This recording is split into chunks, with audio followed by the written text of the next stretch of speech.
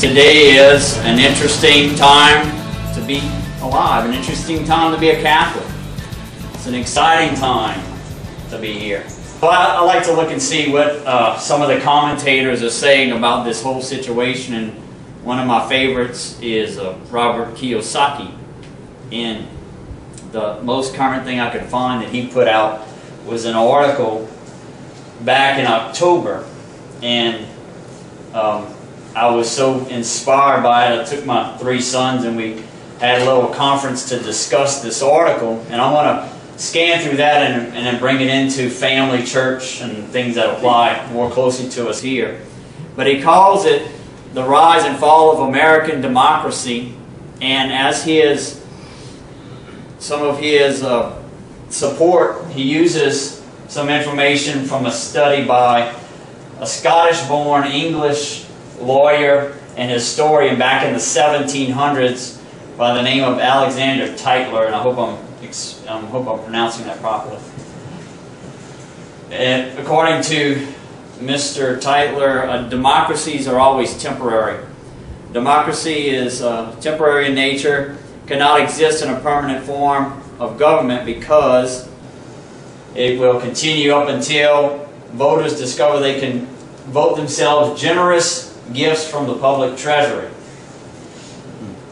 And it reminds me of, things like of a Protestant nature, or, when we have a democracy, we start trying to decide on things as a majority. I have a quote from Pope Benedict XVI, "Truth is not determined by majority vote." When we start trying to legalize things of an immoral nature, abortion, contraception, homosexual unions, we can see where things will start falling apart on us and wheels will start falling out the wagon. But he brings us through the cycle of democracy. How do democracies go? It starts out in bondage, then people get faith, courage, then liberty, then go to the point of abundance, then down to complacency, then apathy, dependency, and back to bondage. So let's apply that to these United States of America in the time in which we live right now. The Pilgrims came over and were in bondage, subject to the Church of England, wanted some liberty, and had great courage to be able to do that. At one point they sent 3,600 pilgrims over here, only to have 3,000 of those 3,600 die. But still had great courage, wanted something really badly to come over here.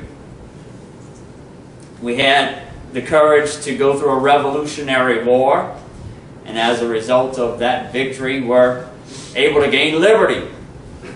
That democracy was then in place and grew quickly for a couple hundred years.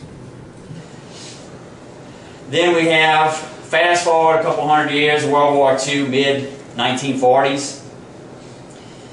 And after the war, America surpasses England, France, and Germany to become the new world power. Why? We entered the war late. All of our factories weren't destroyed. People wanted to rebuild across the way, across the water, so we loaned them money. We become a creditor nation. We become the bank.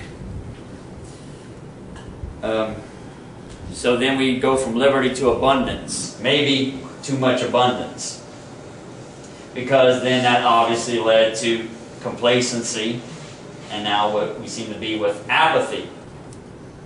And the next 2 steps are dependence and bondage.